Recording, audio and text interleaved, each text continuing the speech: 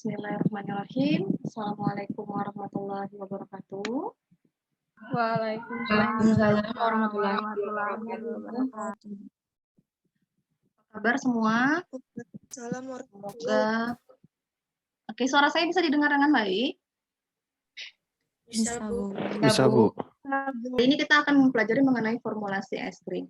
Ya, yang pertama, apa yang kalian pikirkan ketika mendengar kata ice cream formulation, ya, formulasi es krim? Yang saya pikirkan mengenai formulasi es krim seperti contohnya takaran es krim yang akan dibuat dari bahan-bahan tersebut. Jadi kayak jumlah bahan yang digunakan dan bahan-bahan yang sesuai. Bahannya, bahan pada pembuatan es krim seperti itu, ya. Apa yang kamu pikirkan selain bahan-bahan? Coba Ria Aryani, apa?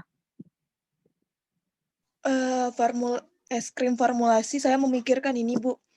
Es krim yang biasanya dari lemak susu hewani diganti dengan susu nabati. Sudah ini Bu, gula di es krim itu memakai gula yang lebih rendah agar penderita diabetes tuh bisa mengkonsumsi es krim. Oke, rendah apanya? Rendah jumlahnya atau rendah kalorinya? Rendah kalorinya, Bu. Oke, ya. Selanjutnya saya mau nanya Sindri. Ya, tadi Nurul sudah jawab masalah bahan-bahannya. Kalau Ria, bahan-bahannya juga ada lemaknya, tadi ada gulanya juga. Kalau Sindri, apa yang Sindri bayangkan ketika melihat gambar ini? Ya, ice cream formulation dan gambar ini. Apa yang Sindri bayangkan? Silahkan. Kalau saya membayangkan es krim ini berwarna-warni. Jadi itu diformulasikan dengan, kalau yang warna merah mungkin saja diformulasikan dengan ekstrak rosella atau buah stroberi. Jika yang warna hijau mungkin ditambahin dengan sari buah melon, atau yang berwarna hijau lainnya seperti ekstrak pandan gitu, Bu. Oke. Nah, jadi ketika kita memikirkan es krim formulasi, ya, jadi kalian memikirkan bagaimana memformulasikan bahan-bahannya tadi pertama. Nah, selanjutnya bahan-bahannya apa aja yang bisa diformulasikan? Ria menjawab tadi bisa lemaknya, bisa gulanya yang kita formulasikan. Lalu tadi siapa yang jawab? Sindri ya. Ada juga yang flavornya yang kita flavor dan warna yang kita formulasikan, ya.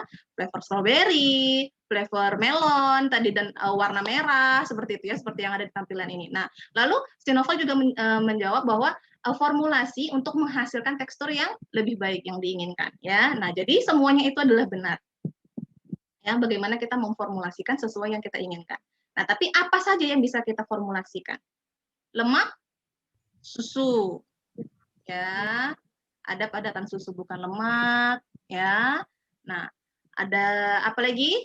Gula tadi ya, ada pemanis. Nah, si MC tadi kategori yang mana? Stabilizer. Ada juga kategori emulsifier. Nah, yang terakhir kita punya rasa dan flavor. Ya.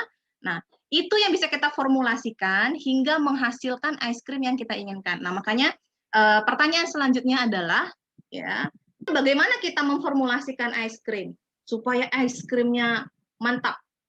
Oke, jadi kalau kita memfabrikasi, ya, membuat manufacturing proses untuk pembuatan es krim, ya, yang penting itu adalah pengukuran bahan bakunya harus benar sebelum dicampur.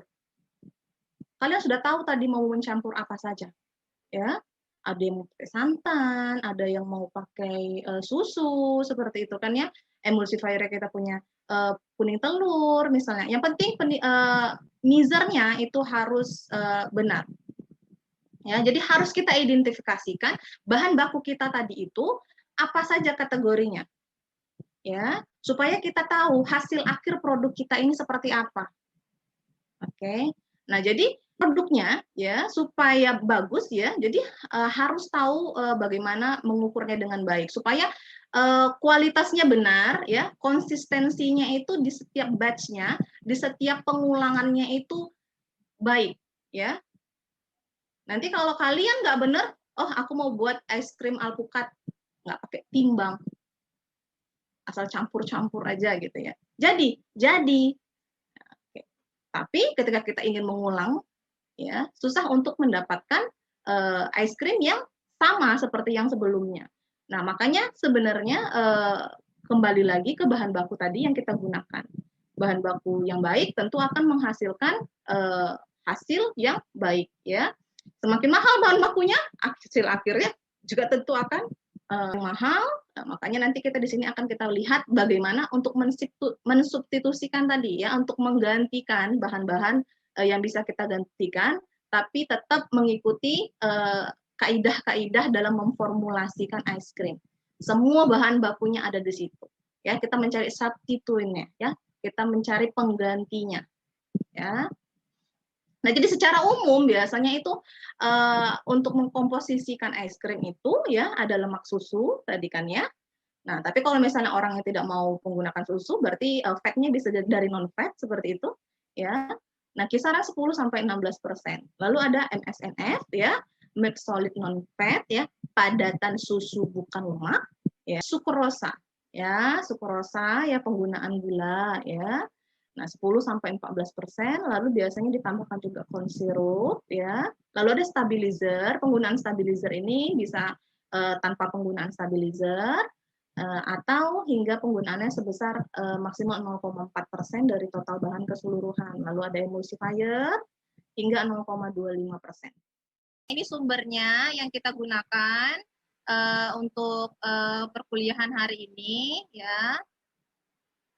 Ini bukunya juga sudah saya pernah kasih ya, jadi lengkap sekali di situ kalau kalian bahas setiap babnya gitu ya. Jadi di situ ada bagaimana hingga perhitungan kalori ya, semuanya lengkap ada di buku Govan Hartelnya ini. Silahkan dipelajari lagi untuk memahami lebih dalam lagi mengenai ice cream.